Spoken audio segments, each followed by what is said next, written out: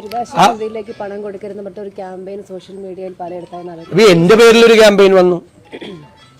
അത് CPM ഹാൻഡിലുകളിലാണ് ഉണ്ടായത്. ഞാനതിട്ട് complaint ചെയ്തു, DGPക്ക് എൻ്റെ ഓഫീസിൽ കംപ്ലൈന്റ് ചെയ്തു. ഞങ്ങളാരും അതിനോട് യോജിക്കുന്നില്ല. പക്ഷേ ദുരിതാശ്വാസ അതങ്ങനെ പറയാൻ ആളുകൾ കാരണം ഈ കഴിഞ്ഞ പ്രാവശ്യത്തെ ഈ 2018 പ്രളയമാണ്. അപ്പോൾ കുറെ കൂടെ സുതാര്യത അതിൻ്റെ അകത്ത് ഉണ്ടാക്കണം. ഒറ്റ കാര്യം ചെയ്താൽ മതി, മുഖ്യമന്ത്രി പറഞ്ഞാൽ മതി, ഈ വയനാട് ദുരന്തവുമായി ബന്ധപ്പെട്ട് മുഖ്യമന്ത്രിയുടെ ദുരിതാശ്വാസ നിധിയിലേക്ക് അയക്കുന്ന തുക അത് പ്രത്യേക അക്കൗണ്ടായിരിക്കും.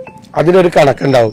അതിൽ എത്ര രൂപ ഏതെല്ലാം ഐറ്റത്തിന് ചെലവാക്കി, എത്ര രൂപ കിട്ടിയെന്ന് പറയും എന്ന് പറഞ്ഞൊരു ക്ലാരിറ്റി ഒരു ഇത് പറഞ്ഞാൽ മതി.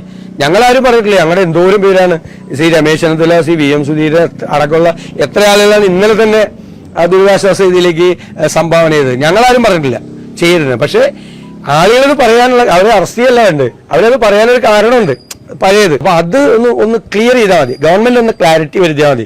പേടിക്കണ്ട, ഇതൊരു സെപ്പറേറ്റ് അക്കൗണ്ടാണ് എന്ന് പറഞ്ഞാൽ കുറച്ചുകൂടി ഒരു ഇത് വരും. അപ്പൊ അതിൽ കുറെ കൂടെ പൈസയും കിട്ടും.